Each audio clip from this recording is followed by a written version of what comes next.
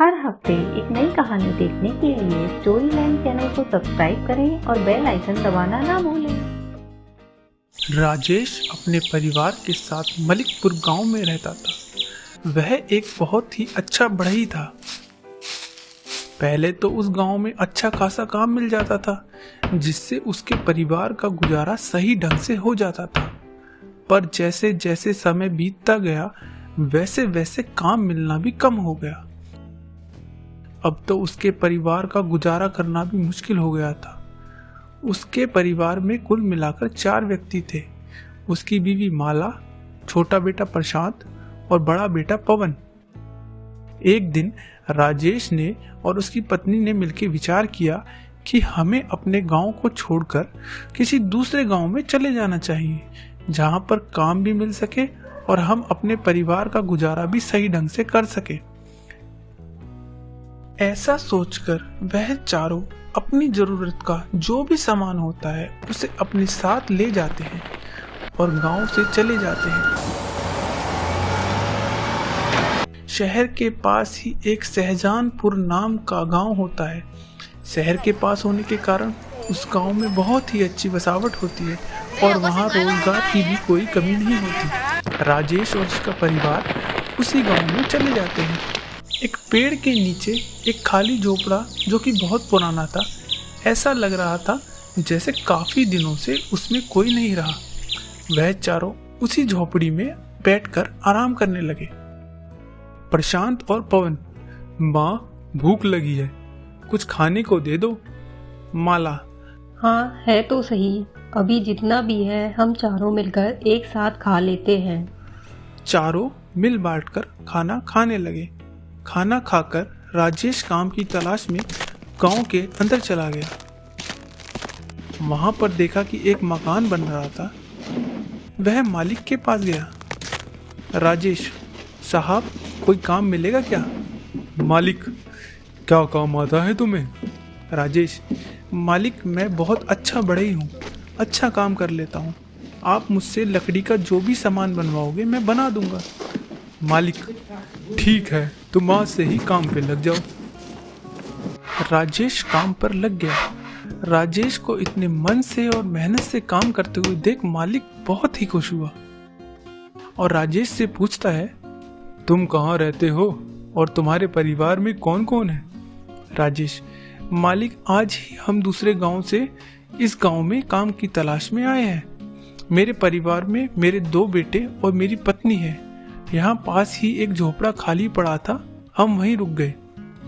मालिक, अच्छा चलो कोई बात नहीं, मेरा एक मकान है जो काफी दिनों से खाली है, उसमें कोई नहीं रहता। तुम चाहो तो वहां अपने परिवार के साथ रह सकते हो। इतना कहकर मालिक उसे घर दिखा देता है और राजेश से बोलता है, देखो मैं मकान बनवाने का ठेका लेता हूँ, जिसमें लकड़ी का जो भी काम होता है वह तुम करोगे। राजेश बहुत ही खुश होता है और शाम को जब काम खत्म करने के बाद मालिक से उसके पूरे दिन की मेहनत का पैसा देते हैं। पैसा लेकर घर चला जाता है। पत्नी और बच्चों को सारी बात बताता है। दूसरे दिन वह काम पर जाता है, पर उससे पहले मालिक ने उसे जो घर रहने के लिए दिया था वह अपना सामान और अपने परिवार को उसमें छोड़ कर आता है। राजेश जहाँ भी काम करता वहाँ और मजदूर से ज़्यादा अच्छा और ज़्यादा मन लगाकर काम करता। कभी कभी माला भी उसकी मदद करने के लिए वहाँ आ जाती। मानो उसका और उसके मालिक का व्यवहार एकदम घर जैसा हो गया था। इस तरह समय बीतता गया। माला और राजेश के बच्चे भी काफ़ी बड़े हो गए। वह भी अपनी जिम्मेदारियां समझने लगे थे। राजेश और माला भी बुढ़े हो गए थे। अब राजेश से भी पहले की तरह काम नहीं होता था। एक दिन राजेश काम करते करते सोच रहा था कि अब मेरा शरीर में पहले जैसी बात नहीं रही। शरीर ने काम करना कम कर दिया है। अब मैं अपनी बची कुची उम्र भगवान के ध्यान में और परिवार के साथ बिताना चाहता हूँ। यह काम खत्म होते ही मैं मालिक से बोल दूंगा कि अब मुझे वह हमेशा के लिए छुट्टी दे दें। जहाँ पर वह काम कर रहा था वह काम खत्म हो चुका था। राजेश शाम को मालिक के पास जाता है। मालिक, मैंने आपकी बहुत सेवा की, अब मेरे शरीर से काम नहीं होता, अब मुझे हमेशा के लिए छुट्टी दे दो। हाँ राजेश, मैंने भी यही सोचा था। तुमने पूरी उम्र मेरे लिए बड़ी मेहनत और ईमानदारी से काम किया। अब मैं तुम्हें हमेशा के लिए छुट्टी ही दे दूंगा, पर उससे पहले तुम्हें मेरे लिए एक काम करना होगा। बस ये समझना कि वह तुम्हारा आखिरी काम है।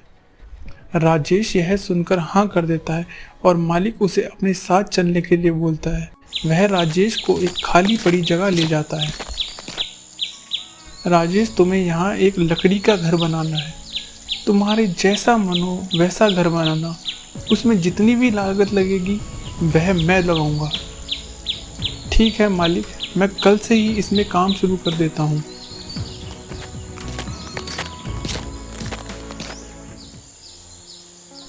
राजेश दूसरे दिन से ही उसमें काम करना शुरू कर देता है, पर उसे पता था कि उसका यह आखिरी काम है, तो जैसा भी काम हो जाए उसे उस काम से कोई लेना देना नहीं था। काम करते करते सोचता है, अब क्या है, अब तो जैसा भी काम हो जाए ठीक है, अब मुझे काम मिलने या ना मिलने से क्या परेशानी हो।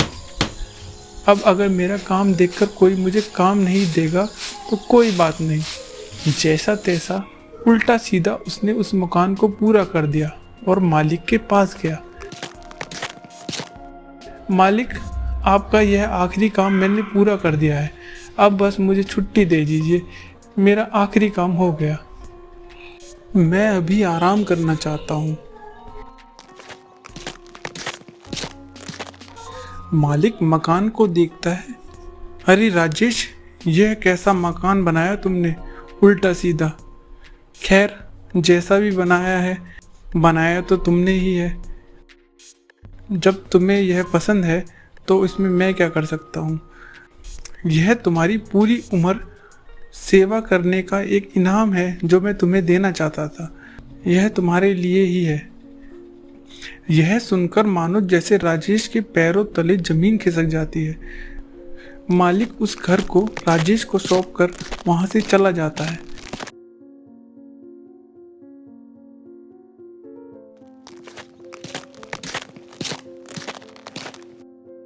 मैंने दूसरों के लिए जितने भी घर बनाए बड़ी मेहनत और ईमानदारी से बनाए, और जब मेरी बारी आई तो मैंने जल्दबाजी से इस काम को पूरा किया, जिसका परिणाम अब मुझे ही भुगतना पड़ेगा मेरी पूरी जिंदगी।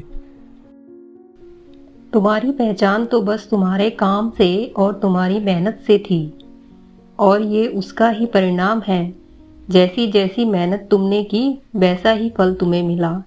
अब रहो इस घर में पूरी उम्र। राजेश बड़े ही दुखी मन से खुद को कोसता रहा।